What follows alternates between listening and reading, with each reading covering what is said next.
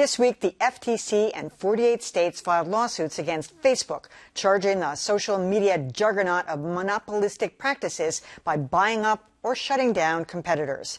They have done that largely with the government's approval. But the bigger issue is whether the outcome will have any effect on social media users.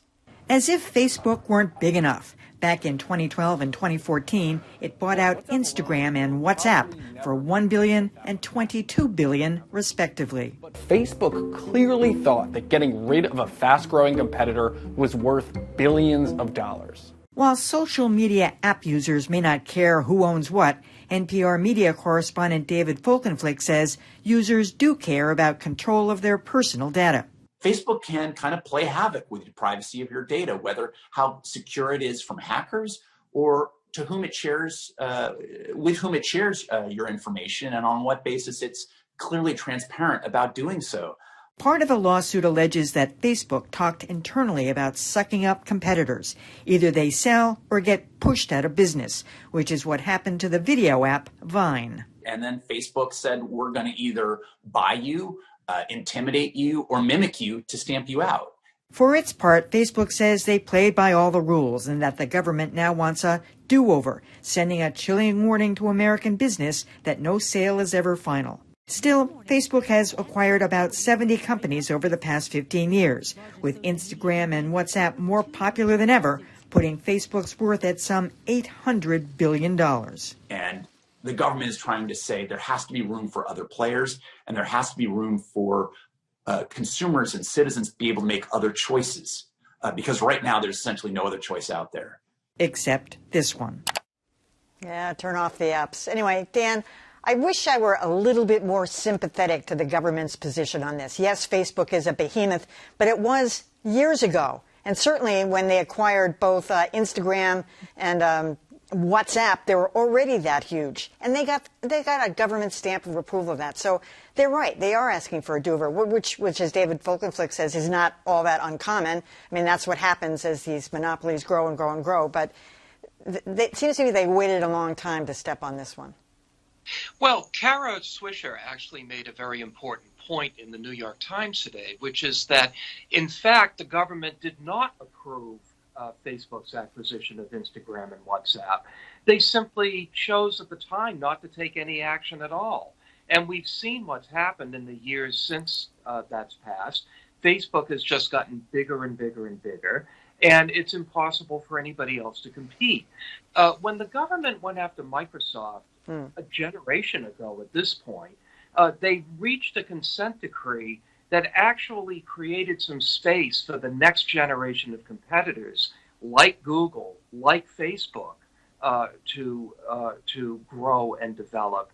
And yet now we act like, oh, we can't do anything about this. So I think this move is long overdue. And it's also bringing Google, Apple, and Amazon into its orbit in terms of antitrust scrutiny. I say go, go, go. Yeah, who trusts Facebook? I mean, I from the beginning, they've changed all the rules themselves. But on the other hand, I think to myself, the horse has left the barn on this one, hasn't it? I mean, I'm not quite sure what else can be done at this point, except there may be a possibility for some niche organization, some niche app to come into play, sort of like Instagram was at one point. And it would require then that those people who like Instagram and Facebook doesn't intimidate them into selling, and then that way they could exist, because that there was a time when Facebook was over there and Instagram was here, and they were not all one entity. Now, how strong a small niche organization can be in the face of Facebook, I don't know. But that seems to me the only answer at this point if there's not going to be any stronger action. But also, I think this is just a harbinger of things to come, right? I mean, even if this case, doesn't go forward in the way that the government hopes and experts say it's not a slam dunk, the reality is there's going to be more and more push to regulation of these big tech companies, because this is one of the last bipartisan issues, right? Everybody sort of agrees that these companies aren't behaving well. And from a journalism perspective, they're certainly sort of encouraging the spread of really bad information. And so from the Democratic side, they sort of want to make sure that there's a stopping of that misinformation, and the GOP feels like they're being censored.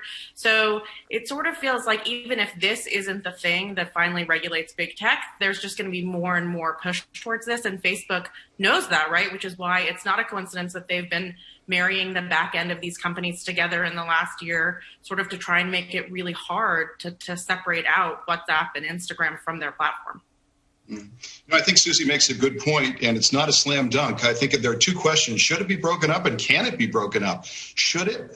I say, yeah, maybe. Yeah, they're big, and Mark Zuckerberg throws his advertising weight around, but they're not the only players still. I know they own WhatsApp. I know they own Instagram. They own a lot of other companies, but there's still Twitter. There's still TikTok. They had more downloads this year. There's Snapchat. There's even LinkedIn. To me, the federal case is much stronger against Google.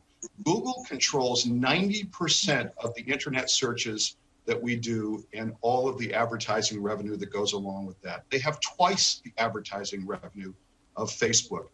And I just think that they have a very tough row to hoe, the feds, if they want to break up Facebook.